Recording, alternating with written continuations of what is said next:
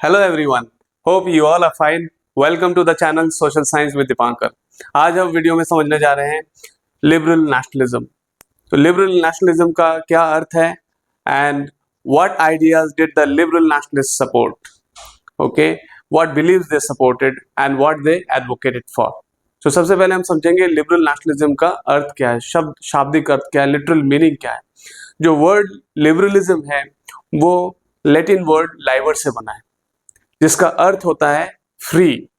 तो लिबरलिज्म के कोर पे ही फ्रीडम बैठा है। तो basically we look at it very closely, we understand that liberalism advocates for individual freedom।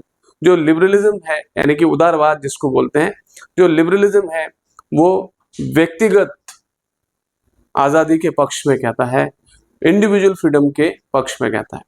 Okay, तो कौन कौन से उनकी विचारधारा है और कौन से चीजों के लिए उन्होंने अपनी आवाज उठाई, एडवोकेसी की, तो इसको आज हम डिस्कस करेंगे। What it stood for? It stood for freedom for the individual and equality of all before the law.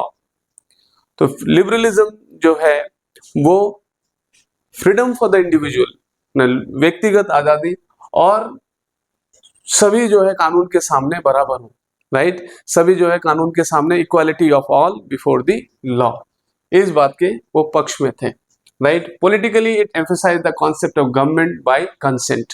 अगर राजनीतिक रूप से अगर सोचें, देखा जाए तो liberalism they always stood for a government by consent. Government by consent means वो गवर्नमेंट जो लोगों के साथ कंसेंट, लोगों के कंसेंट पे चले, लोगों के सलाह मशवरा पे चले, लोगों के परमिशन से चले, ओके, लोगों से परमिशन लेकर ही काम करे।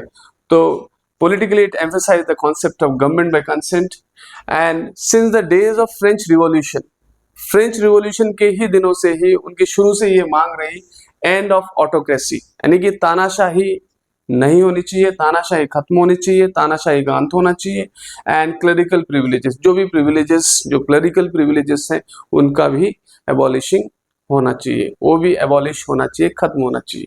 Okay, They also advocated for a constitution and a representative government through parliament, right? A government should be there and a representative government should be there. A representative government, a constitution should be there. So representative government is there should be an elected government. Okay, we'll discuss it little later also furthermore. And it always stood for the freedom of markets. In economic sphere we talk about, अगर आर्थिक क्षेत्र की अगर हम बात करें तो liberalism जो है मार्केट की आजादी पर जोर देता है। बाजार जो है वो किसी भी तरह के गवर्नमेंट इम्पोज्ड या स्टेट इम्पोज्ड रेस्ट्रिक्शन से मुक्त होनी चाहिए। तो हम ये समझते हैं कि जो इकोनॉमिक लिबरलिज्म है, इकोनॉमिक लिबरलिज्म में इस बात को इसलिए ज्यादा जोर दिया जाता है क्योंकि इकोनॉमिक इंटरेस्ट कहीं ना कहीं नेशनलिस्टिक इंटरेस्ट से जोड़कर देखा जाता है, या एक तरह का उस समय इकोनॉमिक लिबरलिज्म का एक वेव चला, ठीक है, जो कि वाइडर नेशनलिस्ट सेंटिमेंट्स को सपोर्ट करते हैं या स्ट्रेंथन करते हैं। बात करेंगे जैसे कि ये क्यों उनका फ्रीडम ऑफ मार्केट्स एक मेन और एक इम्पॉर्टेंट डिमांड्स में रही है। क्योंकि अगर हम एग्जांपल ले जर्मन स्टेट्स का, जर्मन रीजन्स का, राइट, और नेपोलियन बोनापार्ट के जो एडमिनिस्ट्रेटिव मेजर्स की बात करें, जिन्होंने काउंटलेस प्रिंसिपैलिटीज से जो जर्मन कॉन्फेडरेशन ऑफ 39 स्टेट्स बनाया, और हर एक स्टेट का, हर एक जो रीजन का, जो 39 स्टेट जिसकी हम बात करें, इसका अपना करेंसी, अपना वेट सिस्टम ऑफ मेजर्स, ये सारी चीजें हुआ करती थी। तो इस तरह की चीजें जो है, अगर हम बात करें कि एक व्यापारी जो 1833 में हैब्सबर्ग से न्यूरमबर्ग जाता है तो उसको 11 कस्टम बैरियर से होकर गुजरना पड़ता है। He has to cross at least 11 custom barriers and at each point he has to pay 5% of duty। यानी कि हर एक कस्टम बैरियर पे, हर एक बैरियर पे जो 11 कस्टम बैरियर्स की बात करें, वहां पे एक ट्रेडर को 1833 में वो 5% टैक्स पे करता था। सो इस तरह की जो चीजें थी, इस तरह की जो कंडीशंस थी, हमेशा एक ऑब्स्टेकल पोज करती थी। इसलिए जो बिजनेस क्लास है, ये जो कमर्शियल क्लास है, जो लिबरल नेशनलिस्ट है, उनकी ये शुरू से डिमांड रही है कि इस तरह के ऑब्स्टेकल्स को हटाया जाए। और हम देखेंगे कि कैसे एट द इनिशिएटिव प्रूशिया के इनिशिएटिव पे ही एक कस्टम्स यूनियन बनाई गई जोलिवरिल 1833 में, जो कि बाद में बहुत सारे जर्मन स्टेट्स भी उसमें ज्वाइन होते हैं। इसका मेन पर्पस क्या था? टैरिफ बैरियर्स को रिड्यूस करना और नंबर ऑफ करेंसीज को कम करना। करेंसीज भी कम किए गए, ओवर 30 था करेंसीज, जिसको घटाकर 2 करेंसीज कर दी गई। नेटवर्क ऑफ रेलवेज ये डेवलप किया गया और इसके जरिए जो है मोबिलिटी को बढ़ाया गया, mobility of goods, people and capital, इसको इंश्योर किया गया, जिससे जो है एक इकोनॉमिक लिबरलिज्म का वेव चल पड़ा और ये कहीं ना कहीं नेशनलिज्म को भी इसने बढ़ावा दिया। जो नेशनलिस्टिक सेंटिमेंट्स उस समय जो उभर कर आ रही थी, उसी को बढ़ावा देने का काम, एक wider nationalist sentiments have been supported, have been strengthened by the economic liberalism, right. एक वाइडर नेशनल सेंटिमेंट्स को कहीं ना कहीं बढ़ाने का काम, कहीं ना कहीं स्ट्रेंथन करने का काम इकोनॉमिक नेशनलिज्म ने किया, राइट। तो ये पूरा जो है हमने जो पूरा यहाँ डिस्कस किया लिबरलिज्म के बारे में।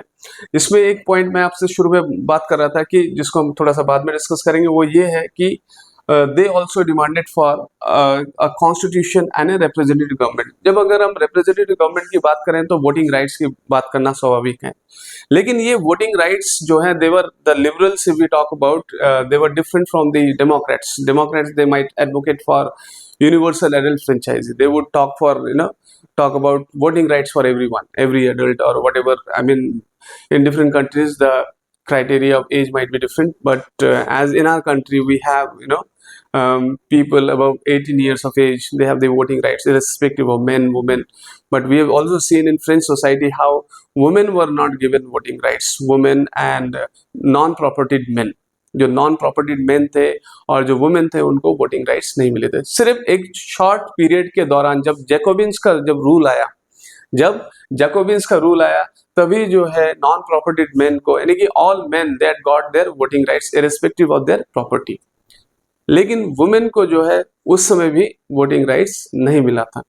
लेकिन हम बात करेंगे जैसे फिर नेपोलियनिक रूल आया, नेपोलियन का रूल आया, तो women were subjected to the status of a minor and they would remain subject to the authority of their husband and father. इस तरीके से वुमेन को माइनर समझा गया। और हम बात करेंगे कि जो पूरे 19th सेंचुरी तक, लेट 18th सेंचुरी और पूरे 19th सेंचुरी तक, non propertied men and women, they had been struggling for equal rights. They've been demanding that they should also be given rights just as the propertied men were given. Okay, so these were the things that I was discussing when we were talking about the representative government. We should not confuse it with today's or the democratic government, right? They actually wanted voting rights only to be, I'm talking about the liberal nationalists. The liberals, they advocated for voting rights to be given only to propertied men, not to all, right? So that was the main difference between a liberal nationalist, between the liberals and the democrats. So ये सब बात हमने discuss किया, सारी points, उम्मीद है आपको समझ में आया होगा। कोई क्वेश्चंस है, डाउट्स है, प्लीज कमेंट बॉक्स में डालिए। Like it, share it among your friends, and in the end, thank you for watching the video. Have a nice time, bye bye.